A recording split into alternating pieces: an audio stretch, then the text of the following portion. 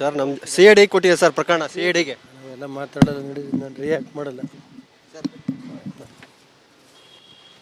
Sir. ನಾನು react ಕೊಡೋದು ನನಗೆ, ನಾನು ಏನು ರಿಯಾಕ್ಟ್ ಮಾಡಲ್ಲ. ಮಾಡಲಿ ಬಿಡಿ, ಯಾರು ಬೇಡ ಅಂದರು. ಈಗ ಇದ್ರ ಬಗ್ಗೆ ನಾನೇನು ಹೇಳಿಲ್ಲ.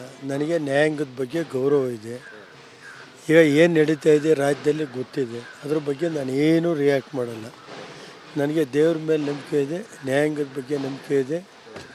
ಈ ಷಡ್ಯಂತ್ರಕ್ಕೆಲ್ಲ ಎದುರನು ನಾನೇನು ಎದುರೋಗಲ್ಲ. ಗೊತ್ತಿದೆ ಏನು, ಅದು ಕಾಲವೇ ನಿರ್ಧರಿಸುತ್ತೆ ಅಷ್ಟೆ. ಯಾರು ಷಡ್ಯಂತ್ರ ಸರ್? ಅದು ಗೊತ್ತಿಲ್ಲ, ನೀವೇ ಹೇಳ್ಬೇಕು ಯಾರ್ದು ಏನು ಎಂತು ಅಂತ ನಿಮಗೆ ಬಿಡ್ತೀವಿ.